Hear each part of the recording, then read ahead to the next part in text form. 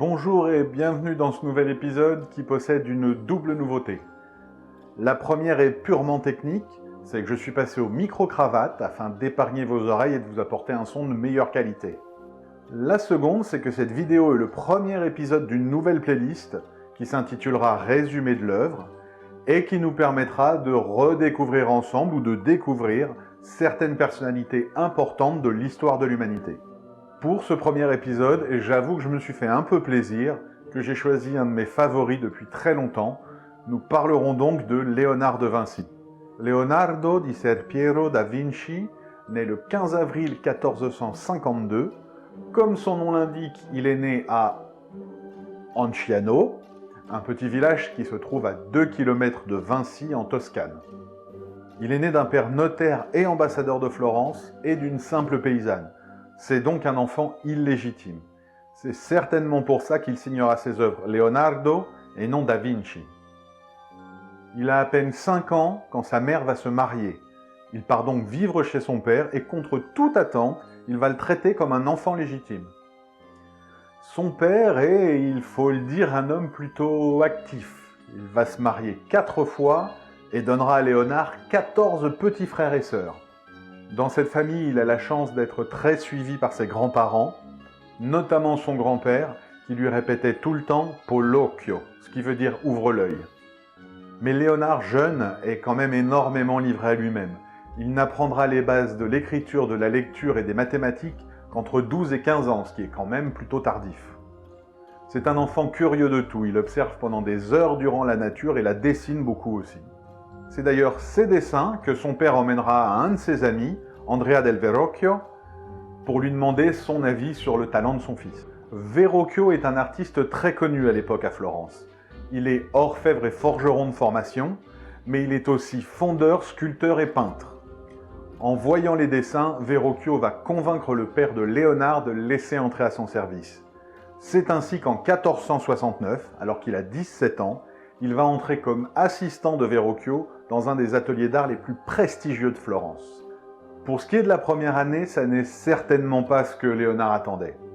Il va se contenter de nettoyer les pinceaux et de faire le ménage. Mais pour quelqu'un dont le passe-temps favori est d'observer et d'apprendre, être entouré d'autant d'artistes et d'autant d'artisans est une chance formidable. Il va là-bas découvrir la chimie, la métallurgie, la menuiserie, la mécanique, le travail du plâtre, le travail du cuir, et bien entendu quand même, la sculpture, le dessin et la peinture. Son talent et son habileté naturelle lui permettront rapidement d'être reconnu, et Verrocchio lui laissera même finir certaines de ses toiles. En 1480, alors qu'il est déjà à son compte, un monastère va lui commander un tableau qu'il ne finira jamais. La légende veut que ce serait parce qu'il aurait été vexé que ce soit Michel-Ange qui a été choisi pour peindre le plafond de la chapelle Sixtine et pas lui. Au-delà de l'anecdote, nous touchons un point essentiel de la vie de De Vinci, c'est l'inachevé. En effet, c'était un tel perfectionniste qu'il n'était jamais content du résultat et y revenait constamment. C'est pour ça qu'à sa mort, nombre de ses créations ne sont pas terminées. Il est ensuite embauché par Ludovic Sforza, le duc de Milan, et va lui proposer d'ériger en l'honneur de son père une statue de cheval monumentale faite de 70 tonnes de bronze.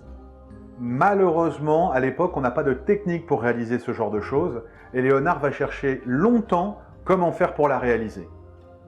Et lorsqu'il a enfin un moule pour réaliser la statue, Sforza est entré en guerre contre Charles VIII de France, et le bronze a été réquisitionné pour fabriquer des canons. La statue ne verra donc jamais le jour. Ensuite, une période de troubles militaires va promener Léonard entre Rome, Milan, Venise et Florence. Mais pendant toute cette période, il se débrouillera quand même correctement, car de nombreux puissants à l'époque aiment avoir quelqu'un comme Léonard à leur service. Il faut d'ailleurs remarquer qu'à cette époque, l'homme qui a peint le tableau le plus connu au monde n'était engagé quasiment que pour ses talents d'ingénieur et pas du tout en tant que peintre. Pour l'anecdote, avant d'arriver chez Sforza, il lui écrit une lettre, comme une sorte de lettre de motivation, où il lui explique tout ce qu'il pourra faire pour lui, toutes les améliorations qu'il peut apporter à Milan, et en fin de lettre, il écrit qu'accessoirement il peint aussi. En 1515, après la bataille de...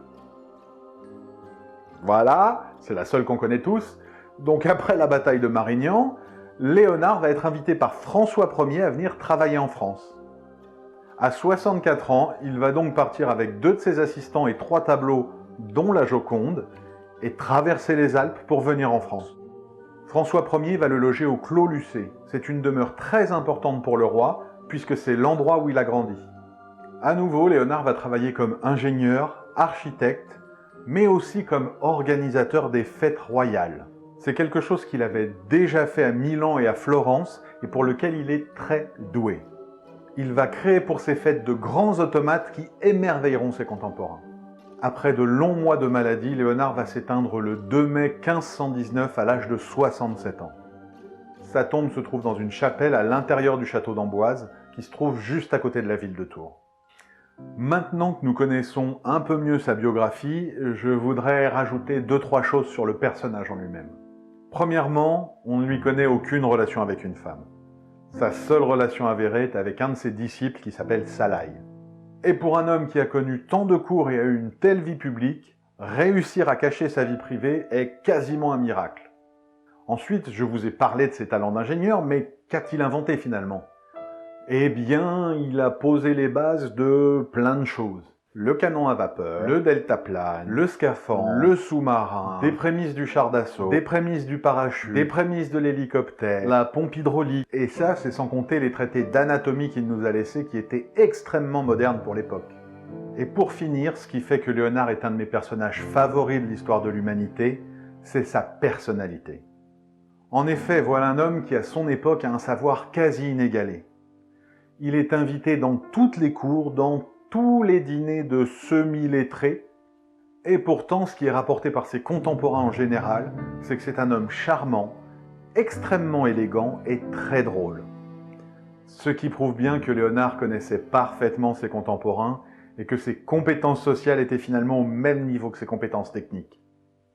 La version la plus admise est qu'il est mort au Clos Lucé alors qu'il était en train d'écrire. Sa dernière phrase a été « Je continuerai », ce qui au final est un magnifique résumé de toute l'histoire de sa vie. Voilà, c'est fini pour cette première vidéo des résumés de l'œuvre. J'espère que vous avez apprécié. Si c'est le cas, n'hésitez pas à liker, à vous abonner et bien sûr, surtout à partager.